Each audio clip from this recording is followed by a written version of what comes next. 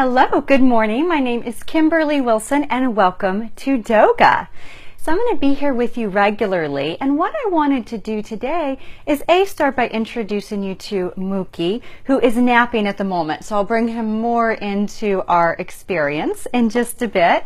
He is a rescue pug from Oklahoma, and we are actually live from Washington, D.C., nation's capital this morning, and absolutely delighted to be here with you.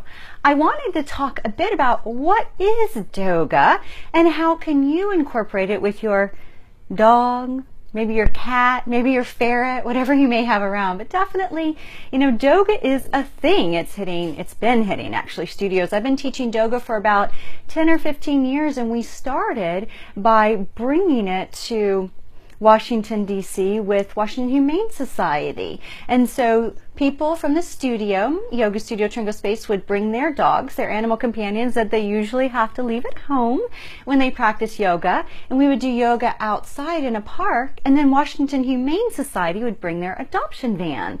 So it was this wonderful win-win of a fundraiser for Washington Humane Society and allowing yogis to connect with their pets. Now, as you may know, dogs sometimes don't even come when called. So performing an up dog, a down dog, a pigeon pose on command probably isn't so likely. So it's a lot of manipulating of your dog. And so the cool thing about Doga and the way it's really promoted is that it allows you to connect more with your dog. So for many people, our connection with our dog is I gotta take the dog for a walk, or I gotta let the dog outside. And, maybe we're walking down the street with our cell phone and not even really connected with our pet. And so this gives us the opportunity to actually have a little bit more one-on-one time. Of course, dogs are all about connection. And the beautiful thing about yoga is also it's about really being present in the moment. Well, so is Doga. And what better teachers than your pets, particularly dogs? They are so in the moment, constantly, right? You know what they need emotionally. So a few tools that you'll want to have, and again, aren't really necessary, like you don't have to have them as a yoga mat. You could actually have a towel. You could have simply the floor you're sitting on. You could even do this in your chair or on your couch. So nothing that you have to go out and purchase in order to do Doga with your beloved four-legged friend. So the other thing that I like to have, of course, is so that we stay hydrated. I've got a little mug of tea. I've got water for myself. And then I also have a water bowl for Mookie in case he gets a little thirsty during our practice. And you may have noticed that anytime you lie out a yoga mat, the dog or the cat or probably even the kid is going to come right to it. It's like a moth to a flame. And so it's kind of fun because this gives you the opportunity to be doing something with your pet that your pet's already going to be drawn to and curious about. Another tool that I like to use is lavender essential oil. Now, you wouldn't start by just like rolling this all over your dog, but my dog has a lot of anxiety. And so one thing that we use is we often will have a collar on him that has a little lavender oil and also pheromones. It's supposed to remind him of his mother. And with the lavender oil, one thing you can do is rub it on yourself, right? It's always nice to have a little relaxation for you. And then you can even kind of bring it over for your pet to smell. And at some point down the road, you may be able to put it on your pet's skin, particularly lavender oil, if it's intensely diluted. So again, you wouldn't just rub it all over. But again, it can be a calming effect for the animal. And lavender, as you may know, is great for relaxation. So for my Doga practice, what I will typically do is begin by taking a seat, coming into a comfortable seat, because you may notice whenever you're riled up or you're grabbing your keys and trying to get out the door and feeling a little flustered, your dog often becomes that way too. So the more that you can kind of ground and find a dose of just stability in the moment, presence really may be a better word, then that also helps your dog to do so, particularly an anxious little booger like this one. So there are two ways to practice Doga. One, do your own practice with your dog nearby. So as I mentioned earlier, the way we started doing this was allowing people to simply bring their dogs to a practice, which is such a treat because you rarely get to do something like that in a public setting with your animal. Now the other thing is to actually move your dog into poses. So we're going to do a little bit of each of these in our series. However, today we may start with just a little bit really of even massage. So the thing about Doga is it is this connection with your pet. What is going on with your pet? You know, and then noticing kind of what is going on in your pet's skin. You know, what is going on? Are there any lumps or bumps or anything to pay attention to? And, you know, petting, of course, under the ears, along the side of the body, all the way down the spine and then to the tail. Like you'll see, my dog is 75% pug, 25% some random terrier. And so his tail is usually curled like a pug's, but when he's like super relaxed, you'll see it's pretty straight now. Or if he's scared, it will also be straight. But he's not too scared at this moment. And then it can also be nice to just have a little seat to begin. And I like to connect hand to him and then a hand to myself, right? So just kind of resting hand on hearts and then taking a few deep breaths together. And of course, I will continue the rubbing sensation just to help him stay calm. So big inhale through the nose. And an exhale through the nose. Again, inhale through the nose. And exhale through the nose. And a couple more on your own. And if it feels more comfortable or calming for you to exhale through the mouth, please feel free to do so.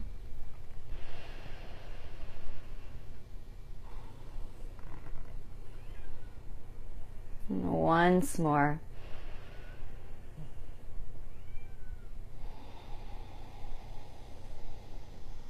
And then allowing the eyes to flutter open.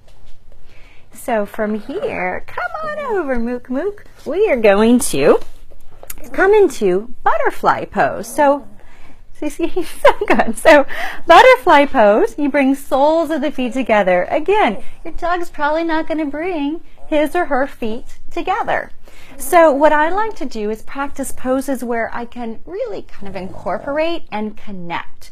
So the thing about Doga too is it helps build this bond. It builds trust. It's stress relieving, of course, for you as a human and then also for your feline or canine friend.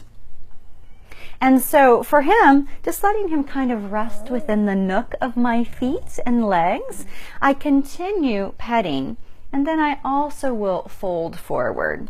And so dropping forward, this allows me to kind of get into hips, knees, while also getting a little closer to him. Now, one thing to keep in mind is yoga, we never ever want pain. So some of you may be more up here, totally fine. Others may be all the way down, forehead in feet. So working at your own body's kind of ability and knowing that every day it's a little bit different. And again, as you are in the pose that you've chosen, so this is a butterfly form. Again, feet together, knees open. If you find that your knees are quite high up, what you could do is elevate your hips by sitting on a blanket or a bolster or a rolled beach towel to help elevate and provide a little bit of relaxation. So here, again, few deep breaths connecting with your pet. The massage technique that is quite calming is hand from the top of the head, and it's like a full hand, so not fist or what have you, full hand, and then all the way down. Yeah, do you see how it just kind of like opens them right up? Yes. And the one thing too that's great about massage is, you know, he's pretty nervous a lot of the times, but particularly with he hates having his nails trimmed. So what I've tried to do, and we've had him for about a year, is just pet his paws and play with his toes a little bit to help ease the anxiety that comes up around getting his nails trimmed. So that's one of the things too, is it may not even simply be easing anxiety in this moment, but it can help down the road as they need to go to the vet and be touched or have their paws touched for a nail trim. All right, so from here, what we're gonna do after our butterfly pose is come into boat pose. So boat pose, you see how long, he's so long. So boat pose is basically, it's a core pose. So you lean back and then you extend your legs up, right, Mook Mook? And if that's too much for the core, what you can do is drop those feet down, right? And again, just kind of connecting with him in the process. Now we want to feel this in the core, not in the lower back. So that's why for a lot of people, extending those legs up, it's just not going to happen, and that's okay. Right? And then if you have a heavy dog, you may want to have him in your lap or to the side. If you have a really tiny dog, it's great. You can lift the dog up, bring the dog back in. Lift the dog up, bring the dog back in. This little booger's about 24 pounds, so I'm not going to be lifting him that way. Actually, and he probably would get a little anxious because he likes more of the connection. He likes to be touching. Right, Mook Mook? And so again, lower back long, and you can probably feel this in the core. So really what we're making is a V of sort. And then I'm going to drop him down, and we're going to go into a forward fold. So for the forward fold, extending legs out, and sometimes I'll scratch like right up by his tail to get him to sit. Sometimes he'll sit, sometimes he won't. There we go. So, and then I fold forward. Now for your forward fold, you can have your feet open a bit. You can have them completely together. Then you'd have to have your dog to the side. And then again, petting, keeping him nice and comfortable, trying to have a sort of connection if he doesn't look away. And then folding forward. Now working to keep that spine as straight as possible. So that may mean you don't fold very much, and that is absolutely fine. One thing that we've found, particularly if you also have an anxious dog, is massaging the ears helps to calm him. Sometimes I'll be like, Mookie, deep breath. Not that he has any idea what I'm saying, but I feel like somehow it calms him. It definitely calms me as he's all riled up. But petting the ears can be a helpful way also to help calm him. But with the forward fold, I mean, you could stay here up to 5 minutes. We're just going to be here a couple minutes. Again, connecting, petting,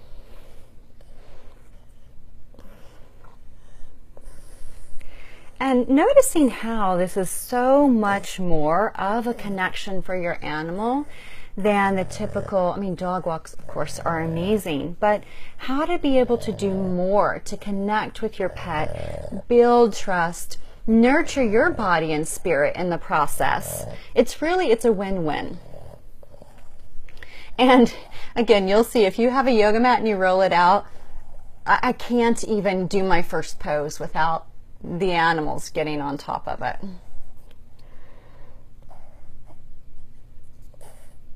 Good boy.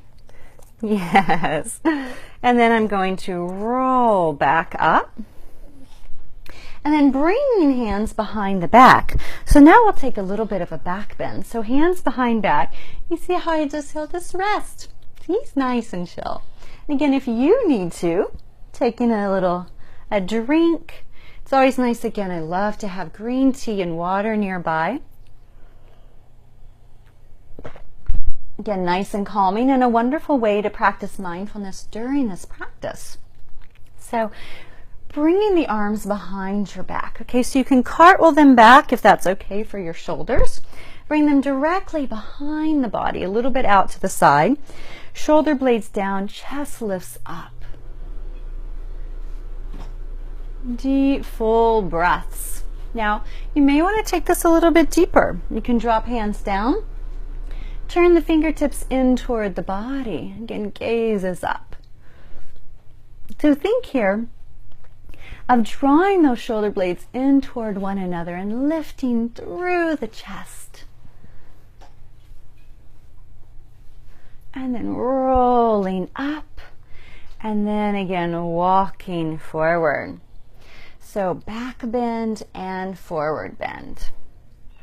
You can just walk those fingertips just a bit, and then coming back. And again, if you'd like, cartwheel those arms. So you'll see that gives a nice big movement to open up range of motion in the shoulders. Or you can simply walk those hands back, press them into the earth, lift through the chest, spread those toes, and gazes up. And release. And it doesn't look like you're doing much, but it's a lot of effort. You feel a nice stretch throughout, really from the top of the shoulder all the way down to the wrist. Then I'm going to do one more forward fold. Now, one thing to keep in mind, forward folds, they're calming. They're also cooling for the central nervous system. So those of you experiencing this lovely heat of the summer, it's going to be a helpful one for you to keep in mind, is these forward folds. And your pets may also enjoy that too. Right, Moot Moot? And then coming all the way back up. So the next one we're going to do is coming onto your backs. All right, Mookie, come on over. So I'm going to lie down. Mookie's like, I'm done for now. He's curling up on the couch. Come here, Mook Mook. He's like, I'm done. I'm done being a movie star. So I'm just going to show you the final pose that I wanted to mention, which is bridge pose. So you come down onto your backs. And again, if you may even have a few pets nearby at this point. Sometimes they'll even get onto your belly, which can be quite taxing if you're lifting a 60-pound dog here. Oh yeah, let's see if Belle Star. So Belle Star is our new rescue. We just got her this weekend. Hi, sweet girl. Let's see. And she is so skittish and shy. So she'll make a debut later on. But right now she's particularly attached to someone else in this household. She's so sweet. So coming onto your backs and then resting hands on heart center and on belly. So again, if your pet was a little more obedient, would maybe be right around here curled up with you. Mookie has a special place on the couch, so that's where he tends to go if he is done with my yoga mat. So taking a few deep breaths here. And again, if your pet's nearby, I'll have an imaginary pet at the moment. Just noticing, petting their coat, the top of their head. Again, keeping that connection. And then for bridge pose, you then release the hands along the sides of the body. So again, you can stay connected with the pet. And then begin to lift your hips up. And this gives you yet another back bend.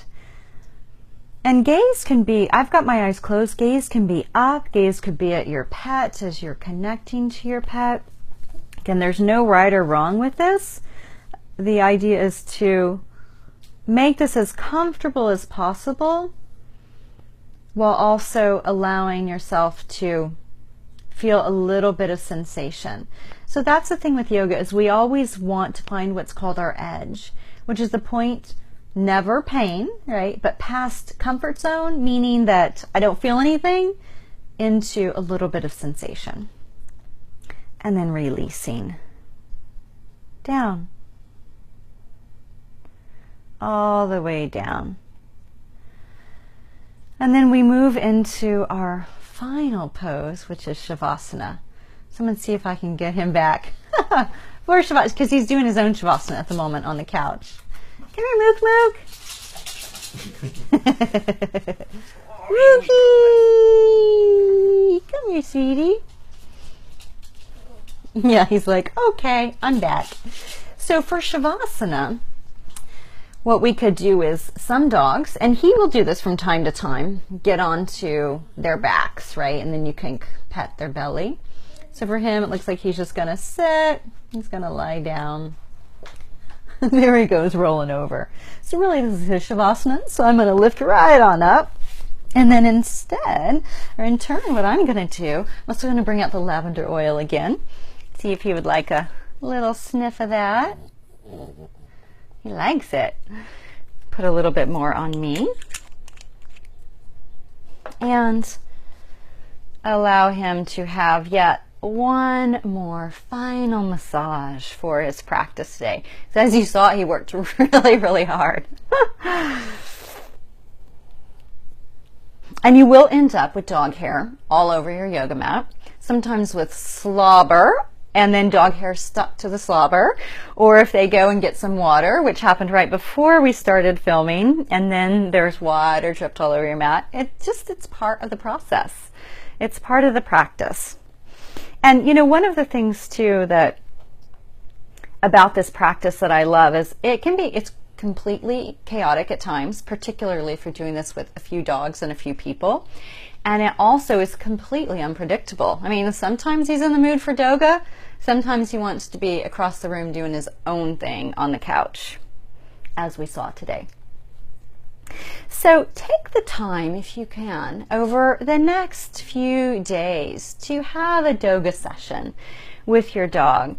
And remember that it may simply be you doing your very own yoga practice, or just one of these poses that we did today, and having your dog nearby. Or it may be that you do a little bit of stretching of your pet. And again, one thing that's really great about this is, you know, rather than just at the annual vet visit, you notice, oh, there's a lump here, there's a bump, or, you know, tick season, oh, I'm noticing something that is not usually by his ear.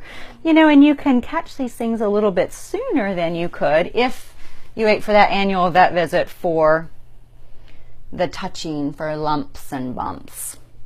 And it really does, it helps you become even more connected and understanding of kind of what's normal for your pet, and noticing, he's shedding a lot, or his coat doesn't seem as shiny, you know, and then to look into ways to work with that, again, beyond just a daily walk, which is great. But this allows us to have even more of a connection with this beautiful being that gives us unconditional love. So thank you so much for being with me today, and I'll be back with you next week with Mookie and maybe Miss Bellstar, who made a guest appearance, brief one, but a guest appearance, which is really great because whenever she was first rescued, she wouldn't even come out of her crate for weeks. And we've had her just a few days, and she's really already coming into her own, but still quite shy. So you'll get to see more of her as we work together. And I just want to say a big thank you for being here with me and Mookie today. And if you have questions about Doga, please feel free to put them into the comment section, and I'll be sure to answer those in our next episode. So wishing you a wonderful, wonderful rest of your day, and thank you again for being here with me. Namaste.